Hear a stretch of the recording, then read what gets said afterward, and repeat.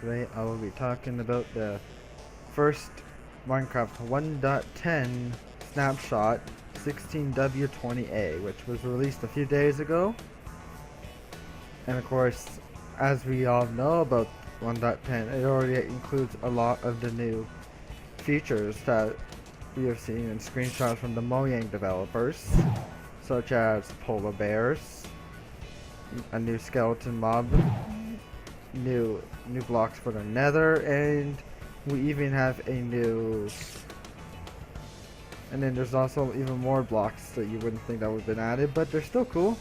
They look nice.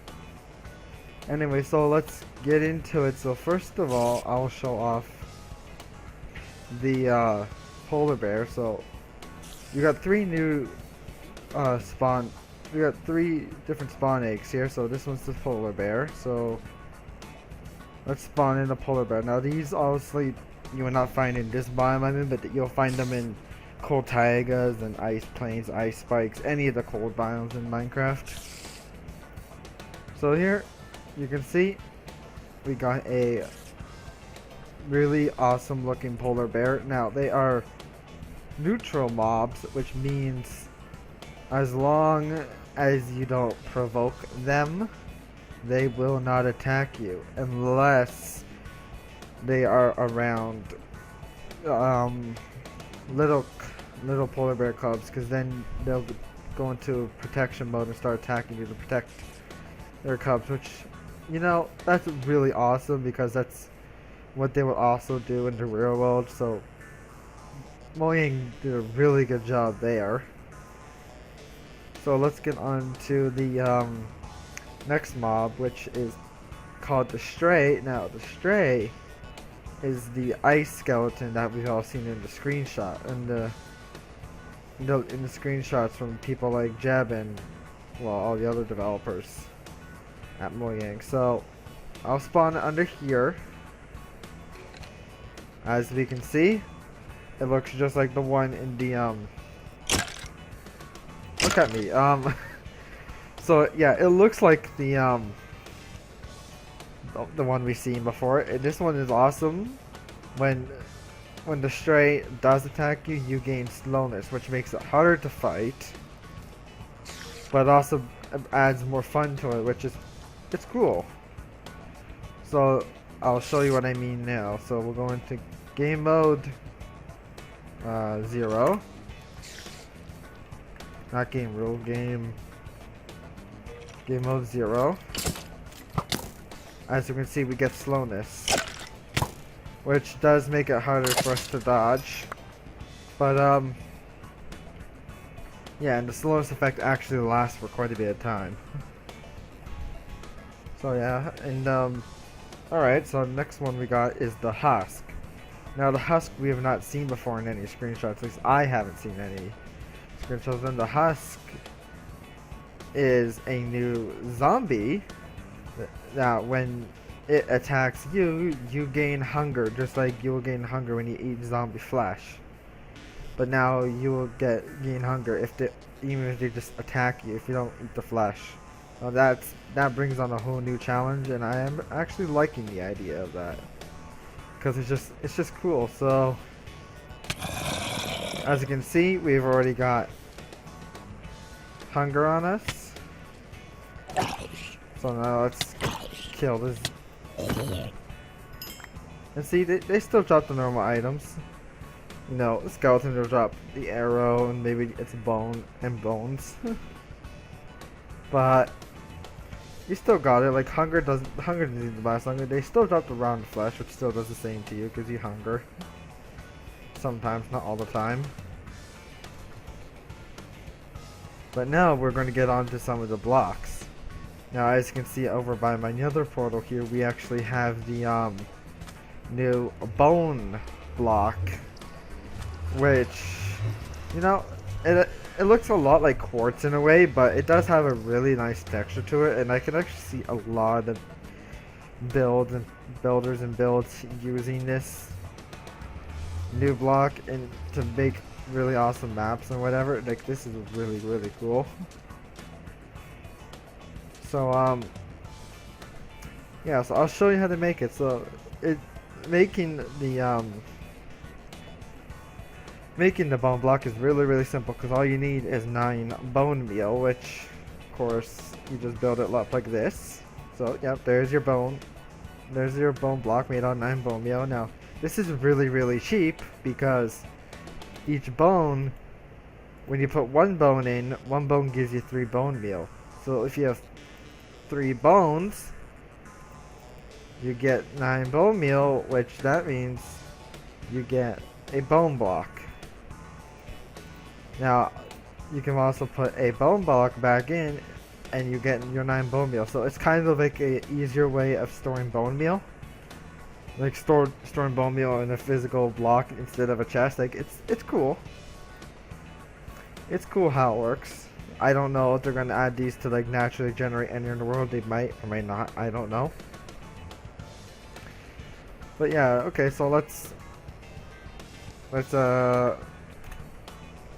get on with the next stuff. So in this snapshot, and obviously 1.10, they have added a new village type into the game called the Taiga Village, which, as you guess, spawns in taiga biomes.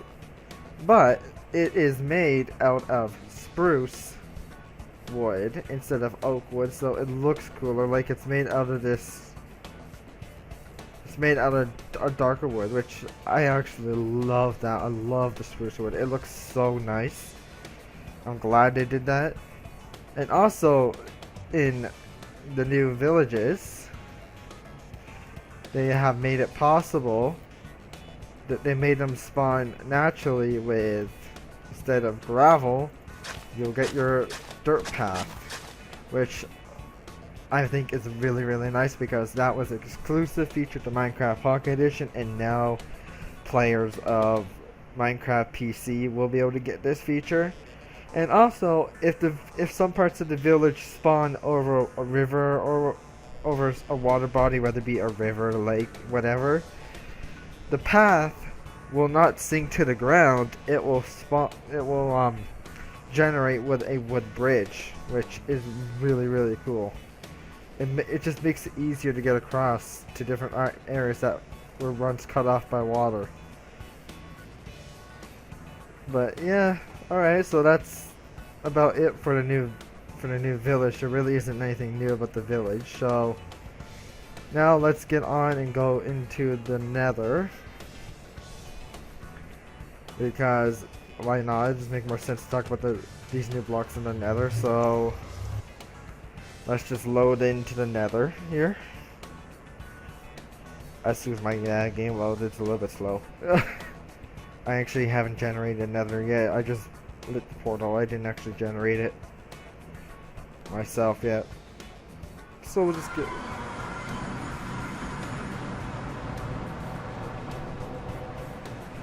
Alright. So next itself after loading. You can see we're in a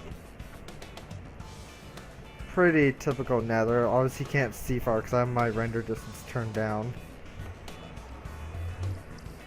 Okay, so the first thing is, okay, so what's different about the Nether? Well, the Nether is coming with, already has a few new blocks related to it. So now you will be able to find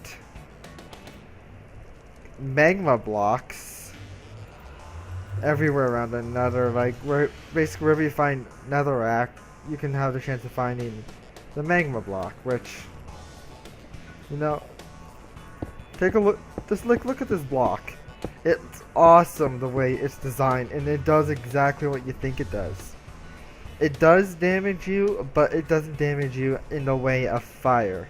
It doesn't set you on fire. It will still damage you, but it will take a lot to remove even half a heart from your health bar. But it will still damage you if you decide to stand on it for a long time. I will demonstrate that now. So, as you can see, well, I was already damaged there, but yeah, as you can see, it does do its it does damage you, which is really nice. It adds a new challenge to Nether, so And it would also be a cool block to build in the overworld too, assuming it doesn't light anything on fire in the future snapshots. That's all I hope it doesn't. Wait. I just realized that the stray skeleton actually dropped an arrow of slowness. That's awesome. So they actually they might drop the arrow they use with their effects. That is cool. Anyway, let me just heal myself up here. Game mode 0, you can't eat in creative, I forgot.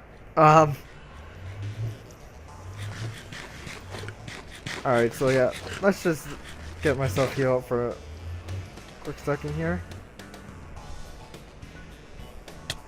Alright, but yeah, you can see it doesn't do as much damage as fire, but it will still kill you eventually. But it's still really, really nice. Now we got 2 more blocks to talk about, and this is the red nether brick, which looks awesome. I could see 2 different variants of the nether fortress with this, or just another fortress that combines both. And the nether wart block. Both will obviously look like. So here is the. Let me just go into game mode here. So here is the red nether brick. And now I will get the regular nether brick. And I'll place it on top right here. And let me just get a torch.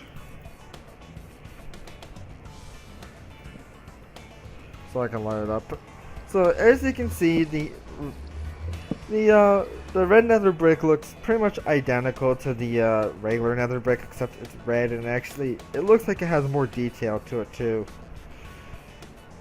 But this will give you a really okay, that's getting really annoying. Hold on. Which one? Maybe that one.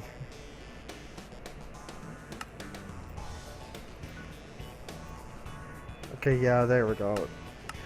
Sorry about that. It was just getting really annoying.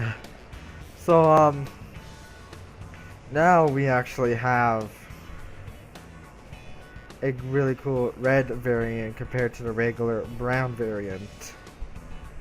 That's really, really cool, and the way you craft on your crafting table.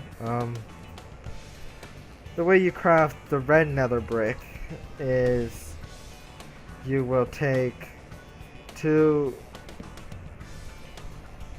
nether brick items here and 2 nether warts as so, and you will get the red nether brick. And now we're on to the last item for this snapshot, and this is the nether wart block, which again, it may look weird at first, but I could see some really cool uses coming out of the nether wart block.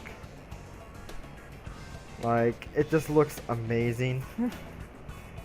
In my opinion, it kind of looks like a red sand in a way, but it's not sand. It looks like red sand, but it's not red sand. It's not sand at all. And of course, the way you craft it, you probably already know this, is you need 9 nether wart to make a nether wart block. As so. So, yeah. So this is pretty much it for Minecraft Snapshot 16W28 for Minecraft 1.10. So yeah. So okay, I actually thought you could convert it back to nether wart. You can't. So once you make it, you're stuck with it basically. You can't convert it back to nether wart, so you might want to be careful there. So a good nether wart farm will come in handy. Anyways, that wraps up this video. I hope you enjoyed this video, and if you want to see more content from me, hit that like button below and subscribe for for more videos, and I will see you all next time. Peace out.